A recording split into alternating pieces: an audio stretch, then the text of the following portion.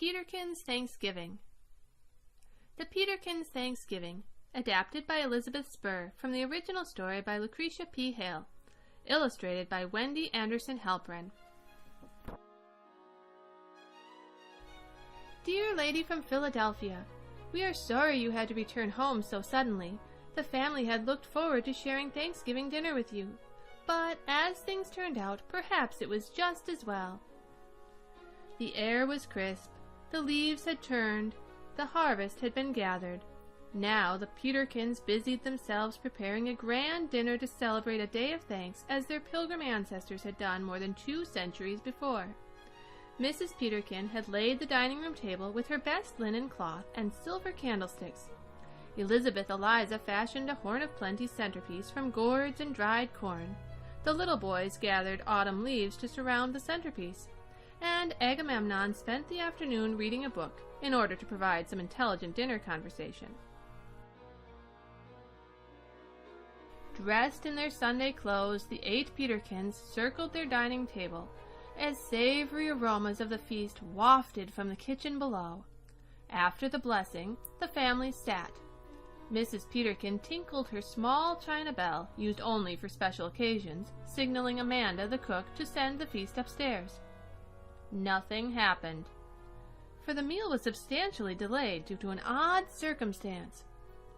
"You know very well, my dear," Mr. Peterkin said with a grunt. "Amanda can't hear that bell." "No matter," said Mrs. Peterkin. "She'll dish up when she hears our chairs scraping the floors above her."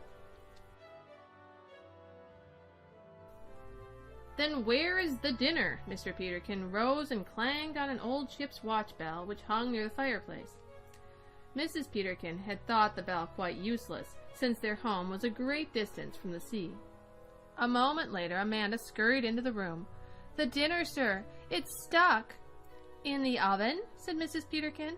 "I knew that turkey was too large." "In the kettles?" said Elizabeth Eliza. "Did you burn the vegetables?" "In the dumbwaiter," cried Amanda. "It won't budge." Mr. Peterkin, Agamemnon, and Solomon John took turns looking down the opening of the dumbwaiter, where a platform attached to cords would lift their dinner to the dining room from the kitchen below. They yanked on the cords. There was a rattle of china, but no dinner appeared. "I'm hungry," said Solomon John. "There's only one course of action," said Agamemnon, who, because he had been to college, was relied upon for answers. "We must eat downstairs in the kitchen." "I'm not too proud to eat in the kitchen," said Mr. Peterkin. With napkin in hand, he moved to the staircase, followed by Elizabeth Eliza and her gourds and dried corn. The little boys brought their crisp autumn leaves, which were in fairly small bits, because, before gathering them, they couldn't resist stomping through them with their India-rubber boots. After setting the kitchen table, Amanda went to the dumbwaiter. She returned, wringing her hands. "Sorry, sir. The dinner's stuck halfway up."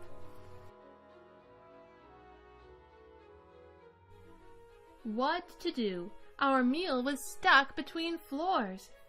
Mr. Peterkin looked toward the ceiling. "What exactly was our dinner?"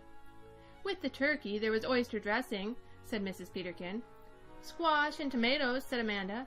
"White and sweet potatoes," said Elizabeth Eliza. Sweet potatoes," said the little boys. Mrs. Peterkin tried to find a bright spot. "Thank goodness I didn't make cranberry sauce."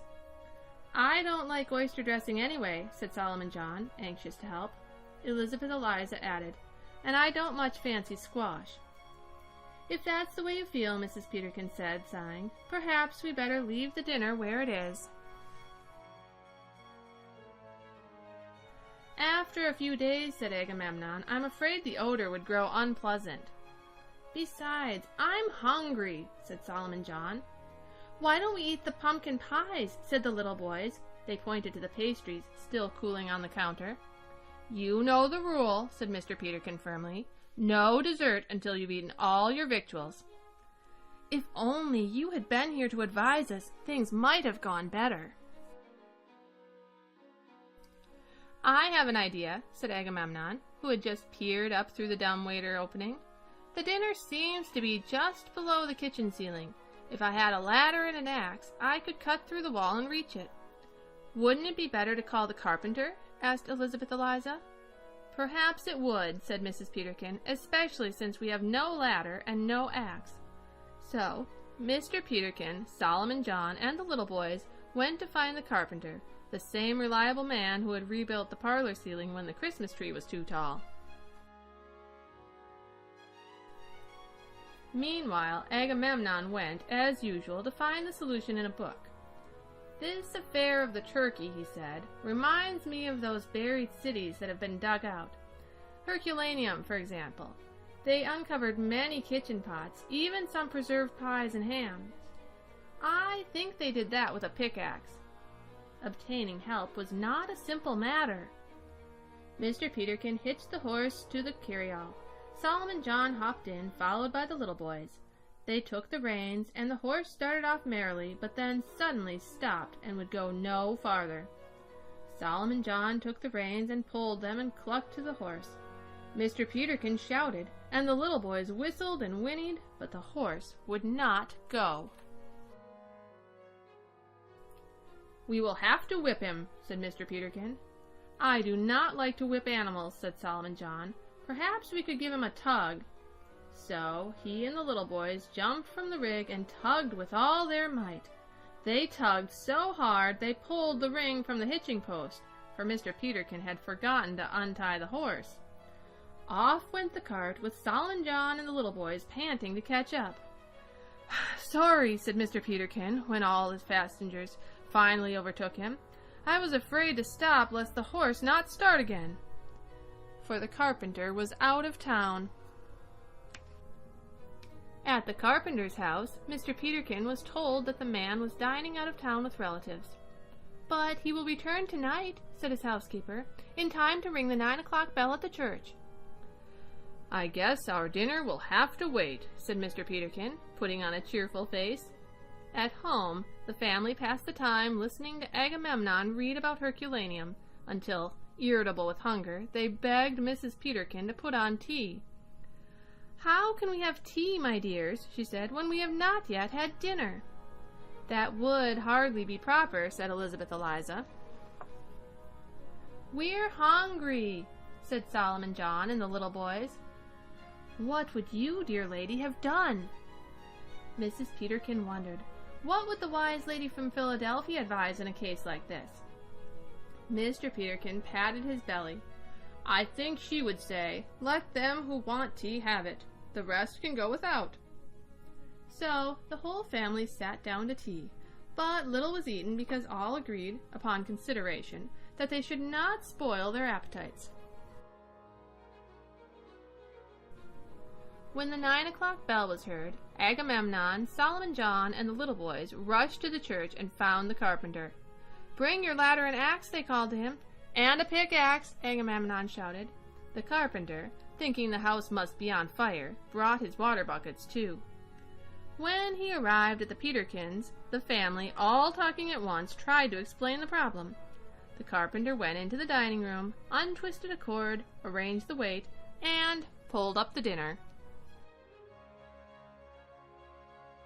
"The trouble was the weight," said the carpenter. "I should say so," said Mrs. Peterkin. "I've never waited so long for any meal."